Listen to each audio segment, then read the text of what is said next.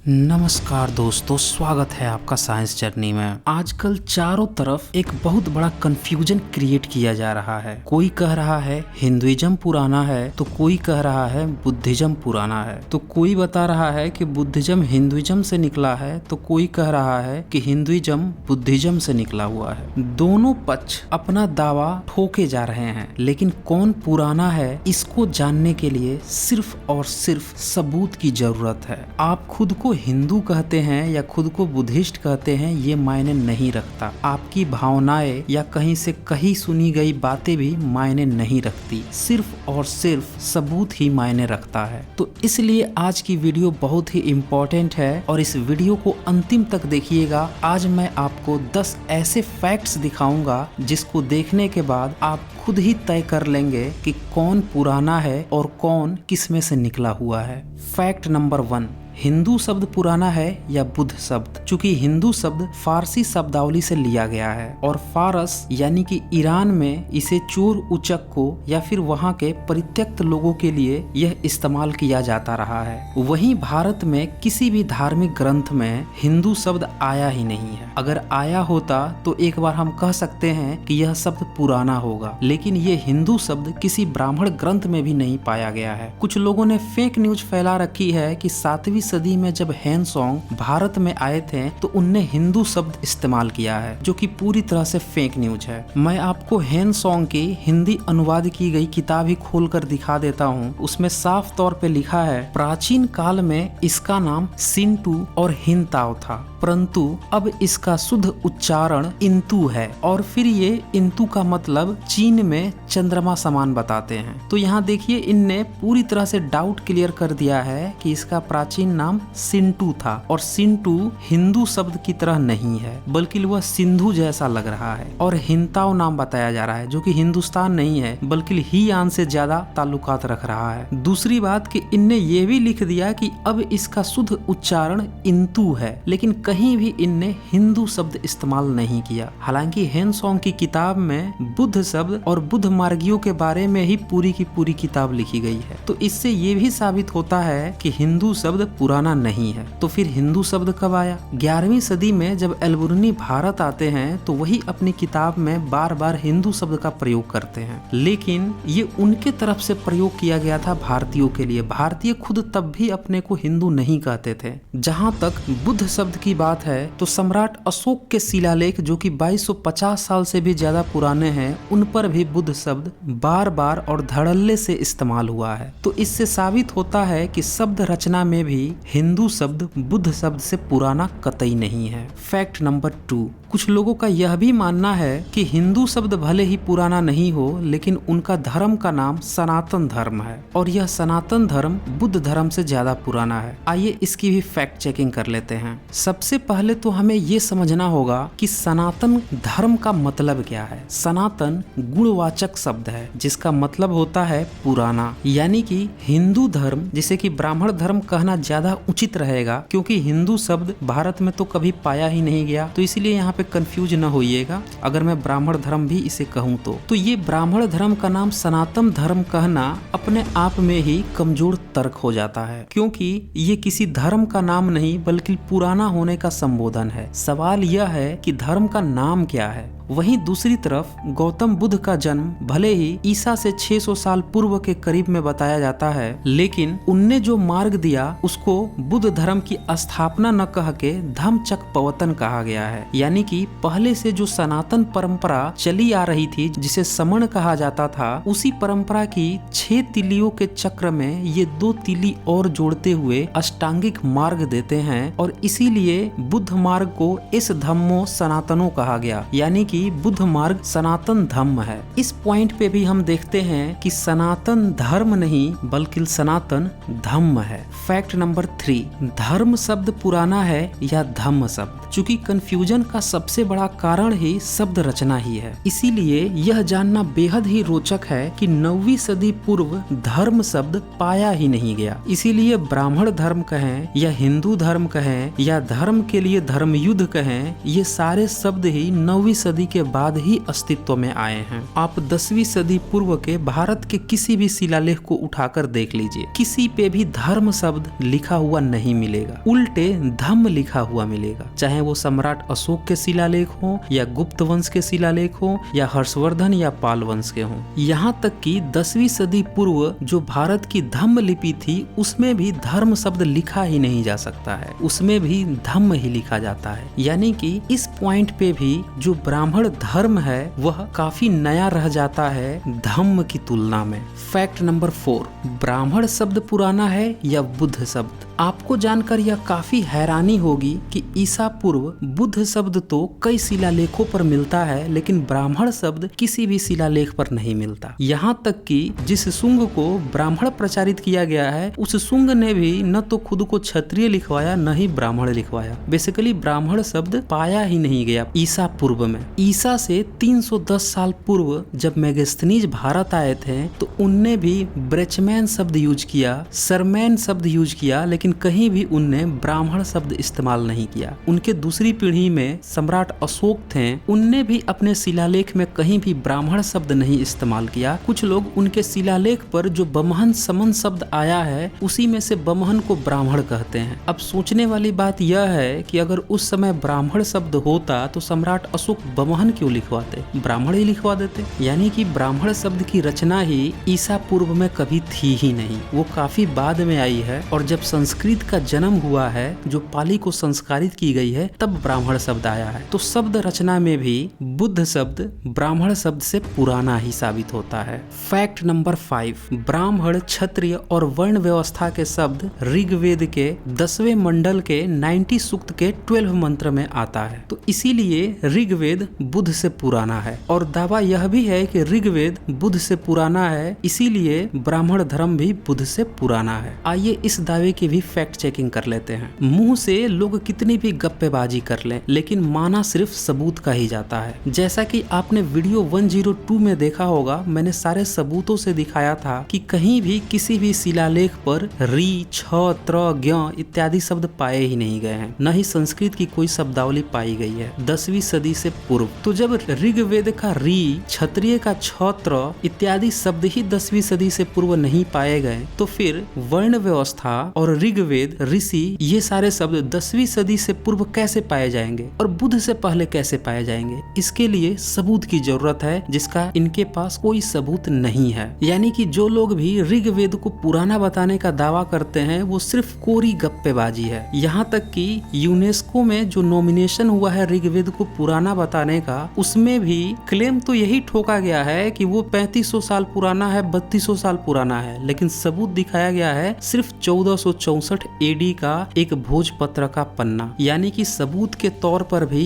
550 साल से ज्यादा पुराना ऋग्वेद का कोई प्रमाण नहीं है। अलबरूनी जब 11वीं सदी में भारत आए थे तो उनने साफ तौर पे लिखा है कि उनके समय तक किसी भी ब्राह्मण ने वेद को नहीं लिखा था, उल्टे वो मना करते थे लिखने से। अब इस बात को एक उदाहरण से समझिए, उससे आपको पूरी तरह से क्लियर हो जाएगा कि वेद पुराना है या नहीं है। गाँव में 2 व्यक्ति हैं, एक व्यक्ति की मेहनत सबको दिखती है, उसके पूर्वजों की भी मेहनत सबको दिखती है, उसके पूर्वज शिलालेख पर अपनी बातों को लिखते आए हैं। वहीं दूसरा व्यक्ति के पास कोई सबूत नहीं है, लेकिन वो खूब गप्पे हाँक रहा है कि नहीं उसके पूर्वज तो इस पहले व्यक्ति के पूर्वज से भी ज्यादा पुराने हैं, वो लिखते पढ़ते नहीं थे, मुंह से ही गपोड़ कर ले आते थे। तो सवाल यह है कि किसकी बात सच मानी जाए, जिसका सबूत है या फिर जो सिर्फ मुंह से ही गप्पे हाँक रहा है? तो सीधी सी बात है कि जो मुंह से गप्पे हाँक रहा है उसकी बात कोई नहीं मानने वाला, और यही हाल ऋग्वेद का है। अलबरूनी 11वीं सदी में ऋग्वेद का नाम पहली बार मेंशन करते हैं और उनसे पहले ऋग्वेद शब्द पाया ही नहीं गया है, यहाँ तक कि ऋ शब्द ही नहीं पाया गया है। यानी कि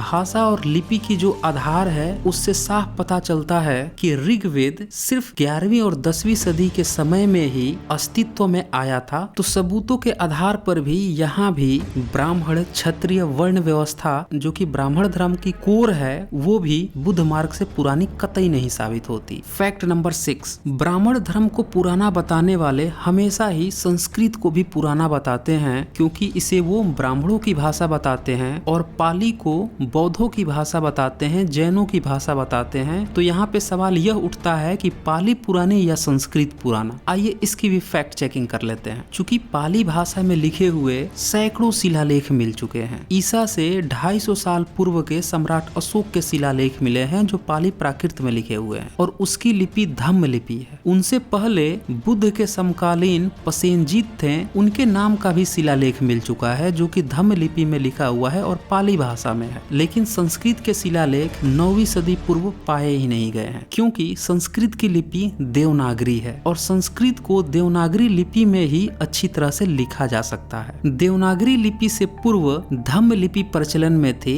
और उसमें संस्कृत को लिखा ही नहीं जा सकता। हालांकि सोशल मीडिया में यह अफवाह फैलाई गई है कि दूसरी सदी का जूनागढ़ लेख संस्कृत में है, जो कि पूरी तरह से फेक न्यूज है। आप वीडियो 127 में जाकर देख सकते हैं, इसका लिंक भी मैंने डिस्क्रिप्शन में दे दिया है। और अगर आप बुक से पढ़ना चाहते हैं तो वो भ्रम का पुलिंदा में है, उसका भी लिंक मैंने डिस्क्रिप्शन में दे दिया है, वहां से जाकर आप पढ़ सकते हैं। और संस्कृत की बात करें तो जो उसके महत्वपूर्ण अक्षर हैं जैसे छ, त्र, ज्ञ, हलंत, अनुस्वार, ये सारे लेटर्स धम्म लिपि में लिखे ही नहीं जा सकते। यानी कि संस्कृत का अस्तित्व 9वीं सदी से पूर्व था ही नहीं। यानी संस्कृत का अस्तित्व तभी आया जब देवनागरी लिपि प्रचलन में आई, यानी 9वीं सदी के बाद। इसीलिए सारे ब्राह्मण ग्रंथ देवनागरी लिपि में ही लिखे हुए मिलते हैं। तो यहाँ भी पाली बाजी मार ले जाती है, यानी बुद्ध मार्ग ब्राह्मण धर्म से ज्यादा प्राचीन साबित होता है। फैक्ट नंबर 7, मूर्ति कला। चूंकि आज के ब्राह्मण धर्म में मूर्तियों की खूब पूजा हो रही है और बौद्ध मार्ग में भी मूर्ति कला है, हालांकि मूर्तियों की पूजा उसमें नहीं होती है। तो ये भी जानना रोचक होगा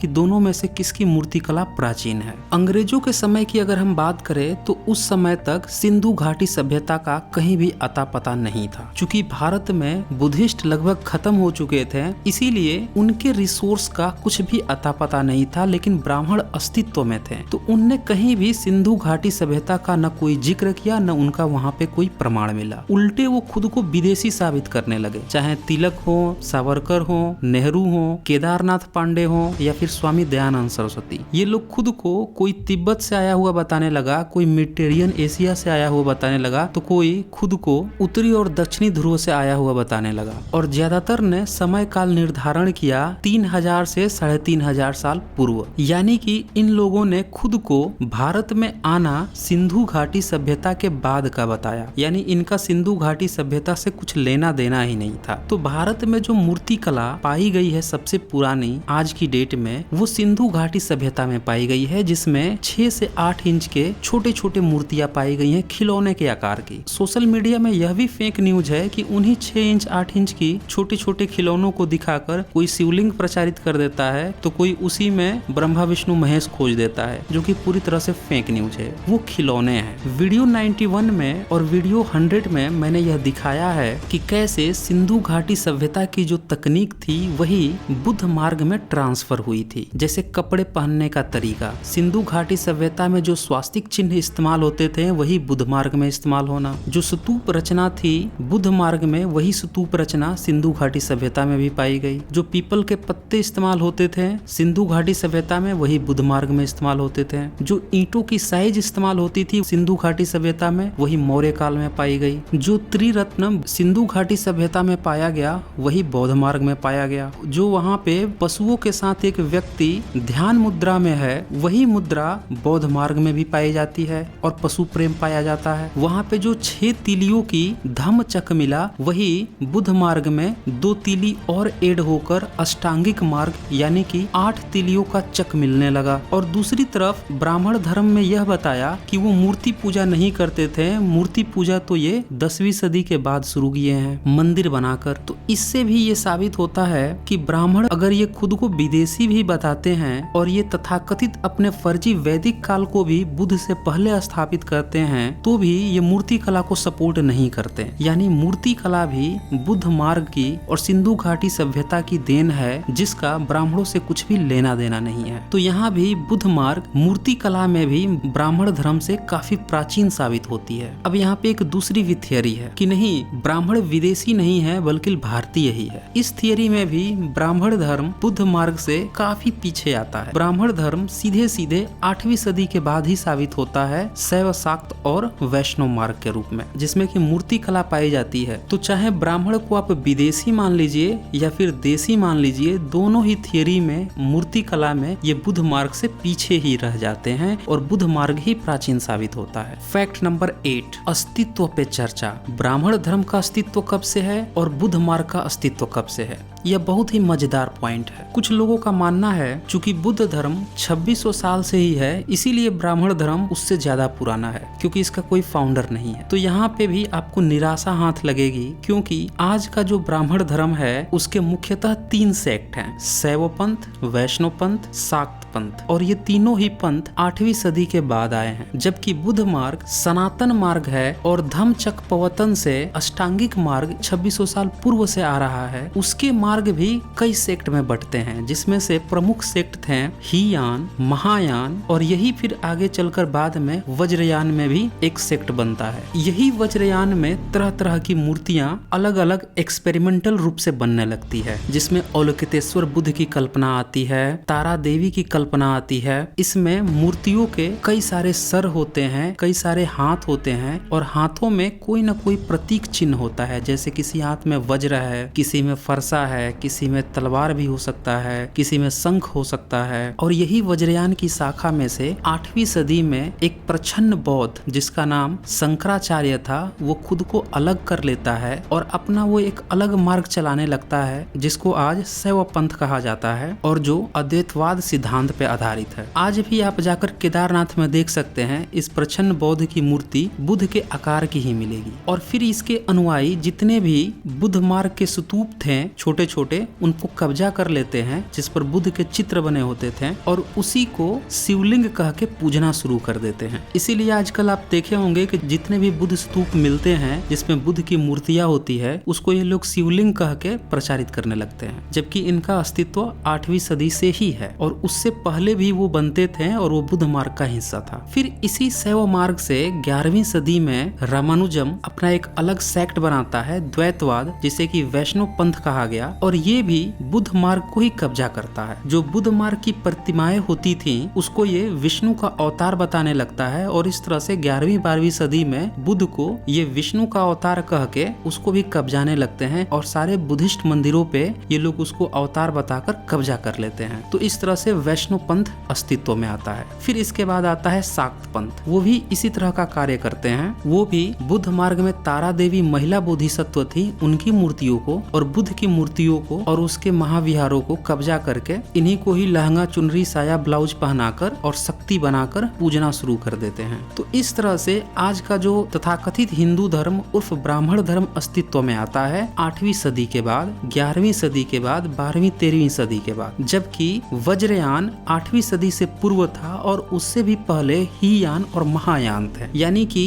इस अस्तित्व में भी ब्राह्मण धर्म से कहीं ज्यादा प्राचीन साबित होता है बुद्ध मार्ग। Fact number 9, social impact. जरा सोचिए, जितने भी विदेशी ट्रेवलर्स आए तब उनने कहीं भी पूरे भारत में वेद का या रामायण महाभारत का इम्पैक्ट नहीं देखा। उनने जो देखा वो बुद्ध मार्गियों का इम्पैक्ट देखा। आप पूरी फाहियान की यात्रा पढ़ लीजिए 5वीं सदी के, 7वीं सदी के हैंसोंग और इत्सिंग की रचनाएं पढ़ लीजिए, यहाँ तक कि मैगस्थनीज की इंडिका भी पढ़ लीजिए, हालांकि उसकी मूल प्रति उपलब्ध नहीं है। फिर भी कहीं भी ब्राह्मण धर्म का कोई जिक्र नहीं आएगा, उल्टे श्रमण परंपरा की बात आएगी जो कि बुद्ध मार्ग के अनुयायियों की थी। लेकिन 11वीं सदी में जब अलबरूनी आते हैं तब ब्राह्मणवाद की झलक देखने को मिलती है। और अलबरूनी यह भी लिखते हैं कि वेद मंत्र क्षत्रिय को तो ब्राह्मण पढ़ा देते थे, लेकिन क्षत्रिय ब्राह्मण को नहीं पढ़ा सकता था। और वेद मंत्र अगर गलती से भी वैश्य या शूद्र के कान में चला जाए या उनने उच्चारण कर लिया और यह बात अगर प्रमाणित हो जाए तो न्यायाधीश के पास उसे लेकर जाते थे और उसका जीभ काट देते थे। तो देखिए 11वीं सदी में भी वेद का इम्पैक्ट ये था कि जो बहुसंख्यक वर्ग था वैश्य और शूद्र, उसको पढ़ने का अधिकार नहीं था, उल्टे उच्चारण करने पर उसकी जीभ काट ली जाती थी। यानी कि इसका इम्पैक्ट पूरे भारत में तो था ही नहीं, सिर्फ कुछ सीमित लोगों में था। और 11वीं सदी के पहले के जो ट्रेवलर्स आए हैं उनने तो कहीं इसका जिक्र भी नहीं किया। सोशल इम्पैक्ट के रूप में। सोशल इम्पैक्ट के रूप में सिर्फ बुद्ध मार्ग का ही जिक्र हुआ है। तो सोशल इम्पैक्ट में भी बुद्ध मार्ग ब्राह्मण मार्ग से ज्यादा प्रभावी था और बाजी मार ले जाता है उससे प्राचीन होने का। फैक्ट नंबर 10, ग्रंथ रचना। चूंकि आज के ब्राह्मण धर्म में बहुत सारे ग्रंथ उपलब्ध हैं और सारे के सारे देवनागरी लिपि में लिखे गए हैं, जो महज 1000 साल से भी कम पुरानी लिपि है। बुद्ध मार्ग के भी बहुत सारे ग्रंथ उपलब्ध हैं, धम्म लिपि में भी लिखे हुए मिल जाते हैं शिलालेखों पर और बहुत सारे इंस्क्रिप्शंस पर। तो यहाँ भी धर्म ग्रंथ रचना में बुद्ध मार्ग की लिखी हुई बातें ब्राह्मण धर्म से ज्यादा प्राचीन साबित होती हैं। यहाँ तक कि जो ब्राह्मण ग्रंथ के रामायण, महाभारत, वेद और तरह तरह के धर्म ग्रंथ हैं, ये सारी किताबें भी बौद्ध मार्गियों की लिखी हुई कथा कहानी और जातक कथाओं से चोरी की हुई साबित होती हैं। क्योंकि दशरथ जातक कथा जो ईसा से भी पूर्व में लिखी गई और इसके बहुत सारे चित्र अजंता की गुफाओं में आज भी ट्रेस में मिलते हैं, लिखित भी मिलते हैं। इसी तरह से साम जातक कथा है जिसको इनने श्रवण कुमार की कथा बना रखा है ब्राह्मण धर्म में, और कणव जातक कथा है, घत जातक कथा है जिसका इनने बाद में कृष्ण के नाम पर महाभारत में चरित्र गढ़ रखा है। तो बौद्धों की जो जातक कथाएं हैं वो ईसा से पूर्व में मिलती हैं और वही कहानी ब्राह्मणों की किताब में सिर्फ कागज पर मिलती है और वो मात्र 1000 साल से भी कम पुरानी है। तो धर्म ग्रंथ रचना में भी साबित होता है कि ब्राह्मण ग्रंथ काफी नए हैं और बौद्धों की ही रचनाओं की कॉपी पेस्ट करके उसका ब्राह्मणीकरण करके उसी कहानियों को तोड़ मरोड़ करके देवनागरी स्क्रिप्ट में काफी बाद में लिखे गए हैं। तो इन 10 फैक्ट्स को देखकर आप क्लियर रूप से अंदाजा लगा सकते हैं कि एक पहलू नहीं, 2 पहलू नहीं, पूरे के 10 पॉइंट में ही बुद्ध मार्ग ब्राह्मण धर्म से या हिंदू धर्म से काफी प्राचीन साबित होता है। और यह भी साबित होता है कि आज का हिंदू धर्म बुद्ध मार्ग से ही निकला हुआ है, जो कि 8वीं सदी के बाद अस्तित्व में आया है। तो इसीलिए आज भी जितने लोग खुद को हिंदू समझते हैं उन्हें निराश होने की जरूरत नहीं है। वो बुद्ध मार्ग से ही भटके हुए लोग हैं और ब्राह्मणवाद की जाल में फंस गए हैं। तो दोस्तों इस वीडियो को ज्यादा से ज्यादा शेयर कीजिए ताकि सभी लोगों को सच पता चल सके, क्योंकि हिंदुइज्म बुद्ध मार्ग का ही एक विकृत रूप है। तो दोस्तों आज बस इतना ही, धन्यवाद।